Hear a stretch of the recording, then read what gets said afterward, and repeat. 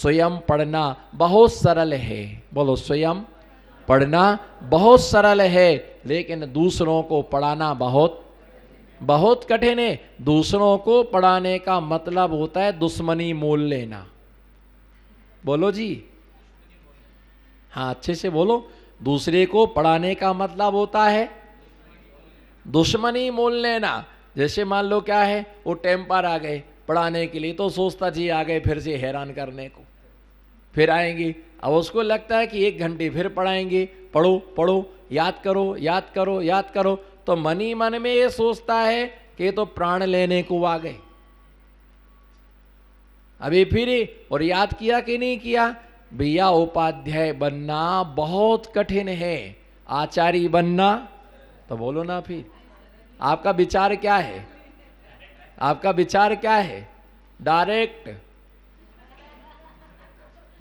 कोई को उपाध्याय बनाओ तो बोलते उपसम श्रेणी नहीं मारना है, छपक श्रेणी आचार्य। तो आचार्य बनना सरल है। अभी आप अपना मत नहीं लगाना, मैं आपको इसका पूरा डेफिनेशन आपको दे दूंगा। मैं आपका आचार्य बनना सरल है, लेकिन उपाध्याय बनना बहुत कठिन है। आचार्य के जो कार्य है, दीक्षा देना, प्रायश्चित्त देना, इतना उसने पढ़ लिया कि उसको दीक्षा के संस्कार करना आना चाहिए, और उसके लिए जो है ना कि प्रायश्चित्त का ज्ञान होना चाहिए। स्वाध्याय वो देख करके कर देगा, लेकिन उपाध्याय बनना क्या है? कठिन है। क्योंकि उपाध्याय का काम पढ़ना और शिष्य समूह के लिए क्या करना? पढ़ाना, गुरु भाइयों के लिए पढ़ाना, अन्य श्रावकों के लिए पढ़ाना। तो उपाध्याय के लिए पूरा का पूरा 11 अंग और 14 पूर्व का ज्ञान उसको होना चाहिए। इतना ज्ञान उसको होना चाहिए, 11 अंगों का उसे ज्ञान हो, 14 पूर्व का उसके लिए श्रुत पाठी कहा जाता, और ये 11 अंग और 14 पूर्वी उसके 28 प्रकार के मूल गुण कहलाते हैं। और ये निश्चित मान के चलो कि विद्या अध्ययन जब हम करते हैं, उपाध्याय हमारे लिए पढ़ाते हैं, तो कभी प्रथमानुयोग बोलो बोलो, कभी प्रथमानुयोग, चुप नहीं बैठना, कभी प्रथमानुयोग, तो कभी चरणानुयोग, कभी कर्णानुयोग, कभी द्रव्य, चारों अनुयोगों के लिए पढ़ाता है। प्रारंभ काल में बोलो, प्रारंभ काल में भैया आपसे हाथ जोड़ के विनती है, हाथ जोड़ के आपसे अनुनय विनय रिक्वेस्टिंग गुजारिश है कि प्रारंभ काल में कभी भी कर्णानुयोग मत उठा लेना। क्या? प्रारंभ काल में कर्णानुयोग मत उठा लेना, प्रारंभ काल में द्रव्यानुयोग मत उठा लेना। न मुझे लगता है कि जो पन्ना पढ़ोगे उसमें बस स्वाध्याय का त्याग करके जाओगे, आज से कान पकड़े कभी कोई ग्रंथ नहीं पढ़ूंगा। क्यों बोलो? क्यों बोलो? क्यों बोलो? हाँ, इसलिए वो इतना कठिन है, इतना कठिन है, इतना कठिन है कि वो हर किसी को समझ में, हर किसी के लिए समझ में नहीं आता। मान लो किसी जीव ने गोमटसार कर्मकांड उठा लिया, और कर्मकांड में उसने उठाया और जैसे ही पन्ना पलटाना चालू किया और 150 पन्ने पलटा दिए, और विच्छुतियों का विषय निकल आया, बंध का विषय निकल आया। मिथ्यादृष्टि जीव, एक मिथ्यादृष्टि जीव के मिथ्यात गुण स्थान में 117 प्रगतियों का क्या होता है? बंध होता है। 120 में से 117 प्रगति का वो बंध करता है। तीर्थंकर आहारक द्विक मिथ्यात गुणस्थान में बंद नहीं होता है, इसलिए वो 117 प्रगतियों का बंद करता है। अब वो सिर पकड़ के बैठ गए, कहाँ का? मैं तो इतने भाव से आया था, बोलो मैं तो इतने भाव से आया था, स्वाध्याय करूँगा, बहुत मजा आएगा, बहुत आनंद आएगा, स्वाध्याय की महिमा बहुत सुनी है, लेकिन ये तो समझ में ही नहीं आ रहा, ऐसा आचार्य कैसे लिख गए, उनको थोड़ा सरल लिखना चाहिए, उनको बिल्कुल भी नहीं लगा। ऐसे स्वाध्याय पढ़ने से क्या, मेरा तो माथा और दुखने लगा, आज से कान पकड़े मैं कभी स्वाध्याय नहीं करूंगा। अब उसे यही नहीं पता कि मिथ्या दृष्टि क्या है। मिथ्या दृष्टि इसको ही नहीं मालूम। बताओ मिथ्या दृष्टि क्या है? बताओ मिथ्या दृष्टि क्या है? नहीं मालूम। नमो सिद्धाड़म 0 बटे सन्नाटा। ये जहां मिथ्या दृष्टि सम्यक दृष्टि शब्द आया, आदमी ने पीछे की पीछे भगने की तैयारी और वो यही बोले कि भैया अपने लेवल की चर्चा नहीं है महाराज जी, तो इतनी हाई फाई चर्चा कर रहे थे, हम तो पहली क्लास के स्टूडेंट्स हैं और वहाँ तो एमए की है ना क्लास चल रही है, मेरे तो सब सिर के ऊपर से निकल गया, इसलिए भैया तो मैं पीछे के पीछे खिसक गया। जहां सम्यक दृष्टि, मैं शब्द बोल रहा, सम्यक दृष्टि, मिथ्या दृष्टि, अंतरात्मा, बहिरात्मा, परमात्मा, है ना। अब ये शब्द सुनते ही उसका तो अभी सिर दुखने लगा।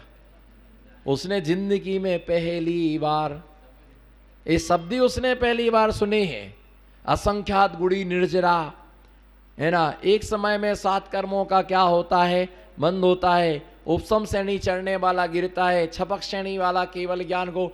अब वो तो ऐसा सिर पकड़े, वो पूछ रहा बाजू वाले से, भैया महाराज जी कितने बजे तक बोलेंगे, कितने बजे तक बोलेंगे, है ना। और धीरे से फिर क्या करता है, इधर देखो मैं बता रहा, लोगों की जो स्थिति होती है ना, जब कोई कठिन विषय आता है ना, तो भैया देखना कितने पेज हैं ऐसे, थोड़ा सा जल्दी जल्दी पढ़ लो ना, इसके लिए थोड़ा जल्दी जल्दी निकाल दो। और जब वो क्या, नहीं नहीं पूरा पढ़ेंगे भी, आराम से पढ़ेंगे उसके लिए। अब वो समझ में नहीं आता तो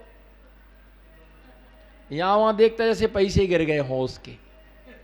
और वो जब स्वाध्याय पूरा हो जाता तो ऐसा जश्न मनाता है जैसे जेल से जमानत होके आ गए हो।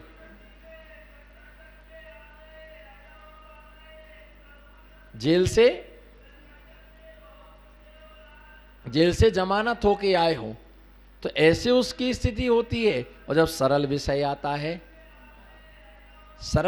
आता है तो उसको आनंद आता है, फिर ऐसा लगता है कि भैया थोड़ा और लो ना समय। और अच्छा सरल विषय होता है तो समय का पता नहीं चलता है, इसलिए प्रारंभिक काल में, बोलो, स्वाध्याय के प्रारंभ काल में कर्णान योग और द्रव्यान योग में हाथ नहीं लगाना। महाराज जी हम तो यही नहीं समझते कि द्रव्यान योग और कर्णान योग।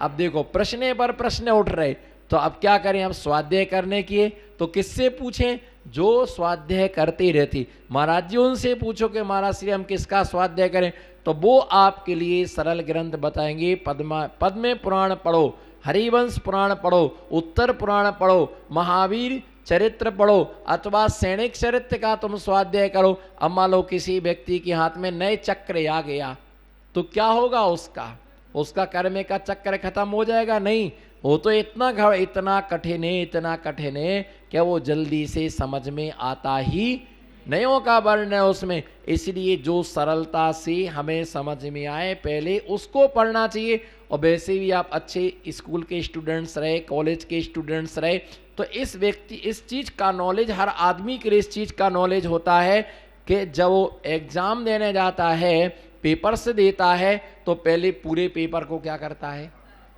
पूरे पेपर को पढ़ता है।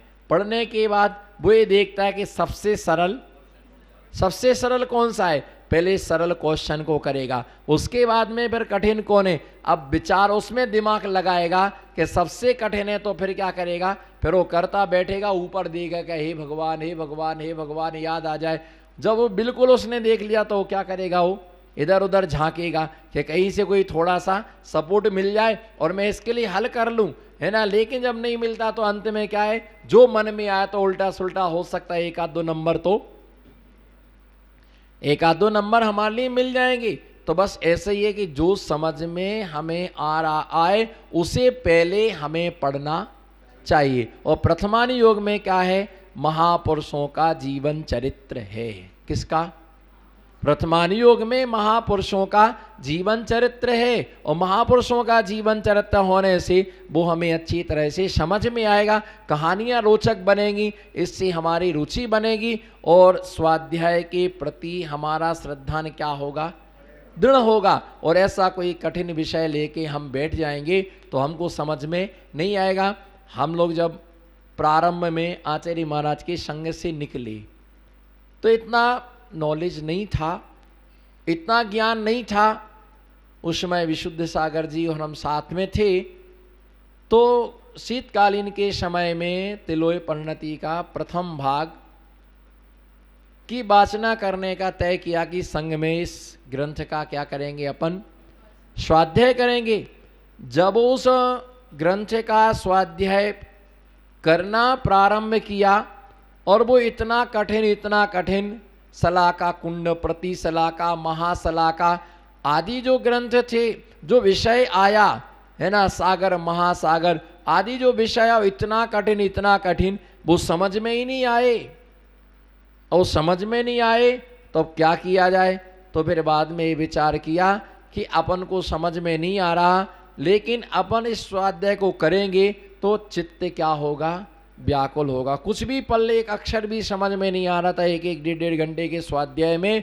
तो मालूम क्या किया कि ग्रंथ को प्रारंभ करने के बाद उसे छोड़ा नहीं जाता। क्या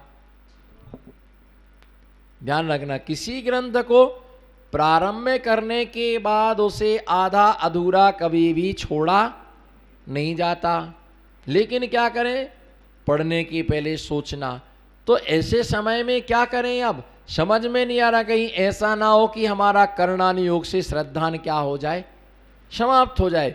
तो फिर परस्पर में विचार किया, जिनवाणी माँ से क्षमा याचना करके, हे जिनवाणी माँ, बोलो हे जिनवाणी माँ, इस ग्रंथ में बिल्कुल एक एक शब्द का उच्चारण करो, हे जिनवाणी माँ, इस ग्रंथ में जो लिखा है वो एकदम क्या लिखा है? सत्य लिखा है। बोलो, इस ग्रंथ में जो लिखा है वो एकदम सत्य लिखा है, लेकिन हमारे लिए समझ में नहीं आ रहा, ये हमारे बुद्धि के गम्य नहीं है।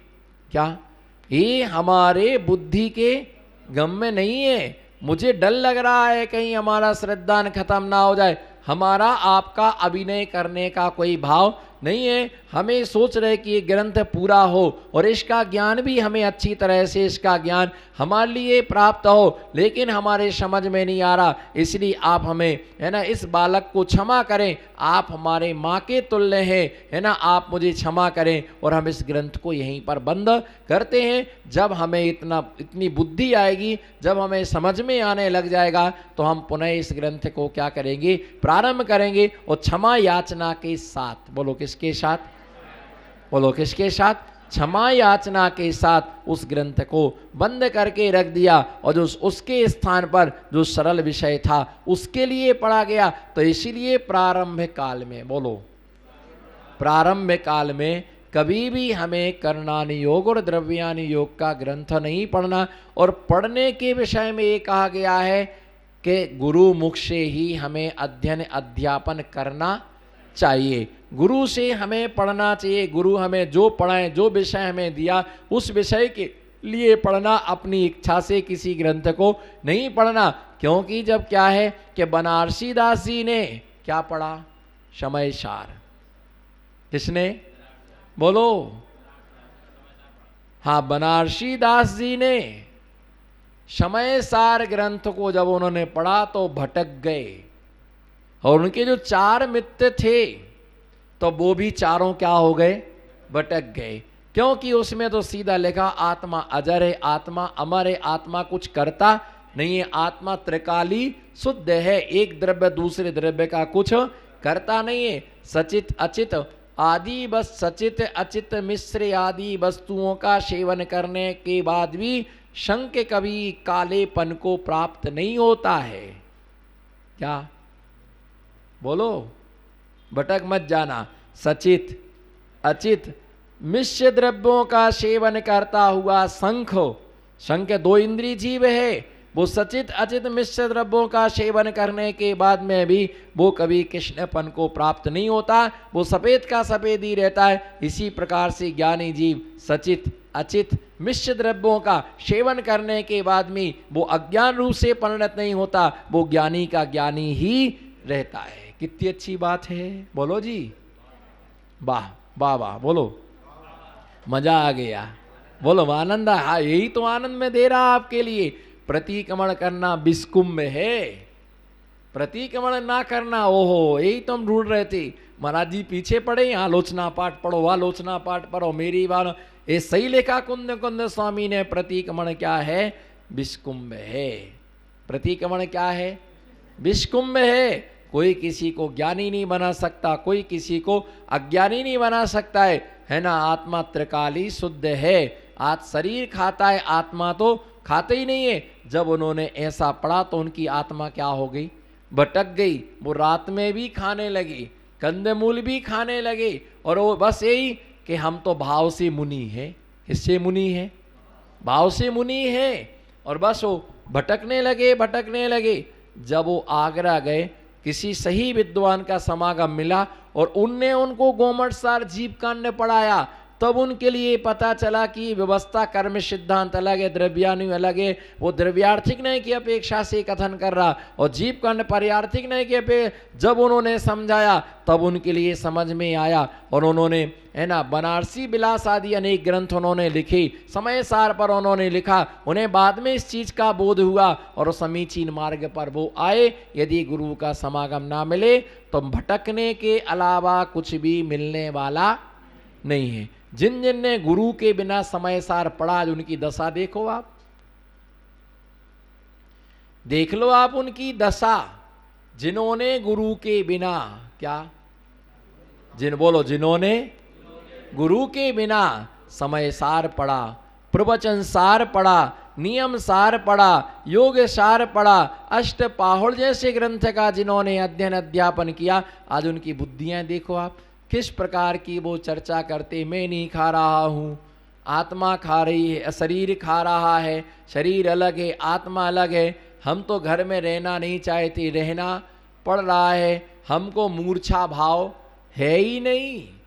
बोलो जी, हमको बोलो बहन जी, आपका त्याग है बोलने का क्या? हाँ तो फिर बोलो ना, नमो सिद्धाड़म। हम तो मूर्छा भाव हमें घर में है ही नहीं। भैया इधर देखो, मूर्छा भाव है ही नहीं, परिग्रह है। प्रतिपाल जी, परिग्रह है, बोलो, पर मूर्छा बिल्कुल भी मूर्छा नहीं है। हम तो घर में ऐसे ही रहते हैं, है ना, भरत की तरह। हाँ आपने याद दिला दिया, आपका उपकार कभी नहीं भूलूंगा। ऐसे लोगों को आगे बैठना चाहिए। कितना बढ़िया दे, भरत जी जैसे त्यागी हैं। कितने भरत जी जैसे। लेकिन भरत जी के विषय में हमने पढ़ा कि कोई पत्नी बीमार हो जाती तो अस्पताल नहीं ले जाता था वो।